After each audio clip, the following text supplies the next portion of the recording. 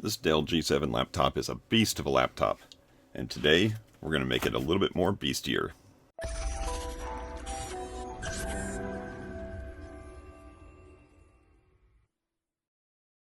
Hey everybody, it's Chris from Family Geekery, and today we're going to be upgrading the RAM in this Dell G7 Gaming Laptop.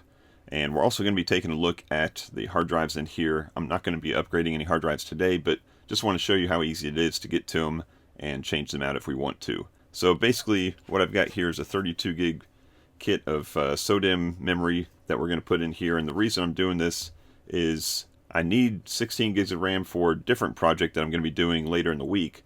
And instead of buying 16 gigs of RAM for that project, I figured I'd go ahead and take the 16 gigs of RAM from this laptop and put it in that other project. It's the same exact type of RAM that's needed. And instead of buying a 16 gig kit, I'll go ahead and buy a 32 gig kit for this gaming laptop. And it's so cheap right now, it's like 55 bucks on Amazon for this kit. And that's even the updated kit. This is 2666 megahertz. The updated kit is 3200. This 9th gen Intel is quite happy with this 2666, so I'm fine with putting this in here. And but if you need faster memory, it's so cheap out there. 32 gigs for 55 bucks, it's incredible. So to get this done, obviously you need some RAM. You're going to need a standard screwdriver kit. I always use my trusty Strabito kit. Been using this for every upgrade I've been doing for the existence of this channel.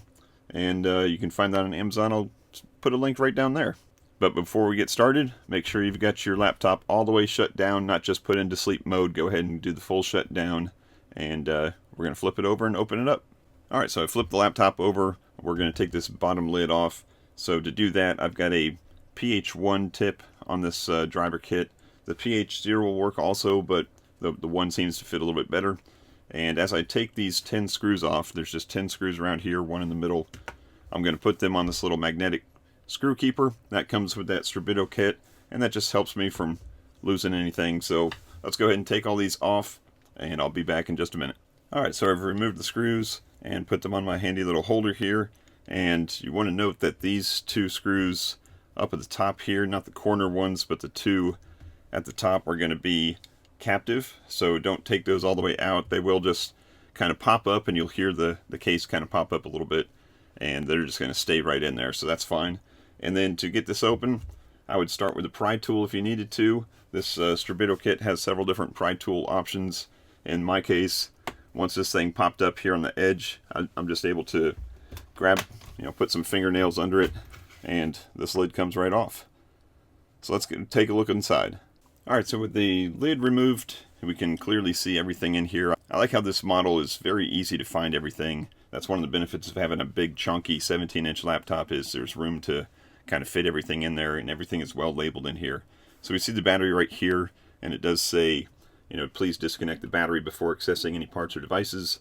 And there is a battery cable right here, and there's actually a little grippy thing that you can pop that up with. I'm not going to do that just for the RAM upgrade. But please take your own precautions. If you're concerned about accidentally dropping anything metal or shorting anything out with that battery in there, then go ahead and disconnect it. But we're just going to be popping these two RAM chips out. Now, while I've got this thing open, let's go ahead and take a look at everything else. Looks like the battery has 4 screws. Easy to go ahead and pop this out and replace it if you need to. This battery is still working great. Here is your 2.5-inch drive over here. Looks like you get a standard SATA cable right there. 1, 2, 3 screws maybe. Pop that out, put in an SSD. This thing will be rocking and rolling again. And then looks like this might be a shield here for the NVMe. Let's go ahead and take a second to take these 2 screws out and double check that. That's one of the other benefits of this magnetic screwdriver kit, is you can do something like this and not be concerned about dropping screws. Takes them out every single time. Keeps them from dropping inside the case. So let's take these 2 screws off and see what's underneath this shield. And there it is. Look, it's a little tiny boy there. So that's a 2230 SSD. Looks like an NVMe. So you could pop that out and pop in. Looks like it's got mounting holes here for the 2280. So you could probably just move that stud over to here. Put in a full-size 2280 and upgrade this thing up to 2 gigs for under $100 right now. That's a bargain. Right now I've got just 256 in there, which is fine for me because I've got a 1 terabyte drive underneath here. And hey, just a bonus little tip, if you've got a Steam Deck that is the stock 64 gig version, you can pop this out, throw this into your Steam Deck, it'll give you 256 gigs of storage, and then get yourself a big full-size one. Save yourself some money that way. In fact, that's exactly what I did, is I bought one of these 256 gig SSD drives from Amazon, which was a new stock pull from a laptop. It might have been a laptop similar to this, and I've got a video on installing that in my Steam Deck to give that 256 gigs internal memory instead of just the standard 64. So if you're interested in that, go ahead and check out my channel. I'll leave a link right up here somewhere. But let's go ahead and put this shield back on, and then we'll get started on the RAM. Alright, we're going to start by removing the old RAM here, and that's clearly labeled DIMM A and DIMM B.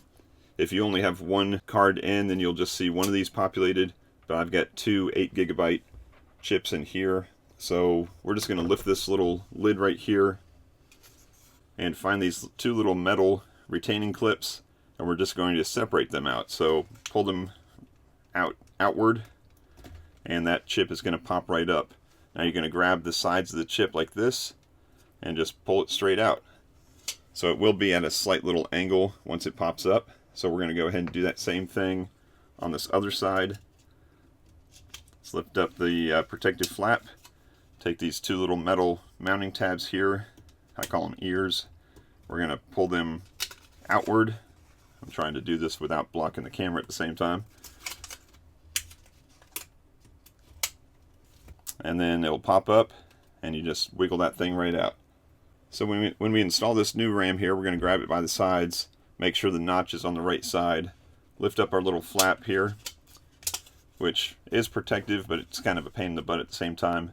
We're just going to slide this thing in at a slight angle, and we're just going to get these gold contacts here right into the gold slot there. And once we get it to where I think that it's slid in the right way, I'm just going to hold pressure this way with my thumbs and then push it down, and then those ears are going to just clip right into place. So if we look in there, it looks good. If you can see all the way into here, which is going to be hard to see on the camera, but when you install yours, make sure that you see a uniform amount of gold everywhere or no gold at all. That tells you that you put the chip in and it was correct this way. It's not kind of tilted that way or this way. So once you're done with the first one, I'm going to go ahead and rotate this around so that we can see the second one a little bit easier. And lift up our little flap here. That way we can see that offset notch, and this time it's on the right hand side, so it's going to look a little different. And the same thing, we're just going to slide it in, give it a little bit of push inward, and then press it down. Make sure both those ears locked into place, and now we're good to go. So at this point the new memory is in there, and what I like to do is I like to take the lid and place it back on top, but not screw it all the way down. And that way I'm going to flip it over and boot it up, make sure it reads all the memory, and if everything looks good, then we can put the screws back in it. If something didn't recognize, then we can easily pop the lid off without having to take all the screws out. So let's flip this thing back over and boot it up. Alright, so as I booted it up, obviously if you disconnected the battery, make sure you reconnect that battery before you do this. But as I booted it up, the BIOS has noticed that there is a change in the amount of memory. So this is just it's a good thing, kind of telling us, hey, something has changed. If we did the change ourselves, then obviously that's a good thing. If we didn't do the change, then it means we need to look into what is causing this alert to happen. So I think I should be able to just continue into booting. If you wanted to actually go in there and check, you could go into the BIOS setup, and let's actually go into the BIOS setup and see what the BIOS thinks the memory is now. So this is the BIOS for this laptop. You can get in here yourself by, I think it's either delete or F2. I usually just hit both on the keyboard as it's booting up, and it will tell you in the upper right hand corner, preparing to enter system setup. But now that we're in here, we can click on system information, and here is the memory installed, 32,000 megabytes, and the memory available, 32,000 megabytes. So it sees both DIMM A and DIMM B as being 16 gigs. So perfect. We can go ahead and let this continue to boot into Windows and make sure Windows sees it also. Alright, here we are in Windows, and let's go ahead and check to make sure Windows sees that new memory I just installed. Then we'll go into this Performance tab, and we see the memory here.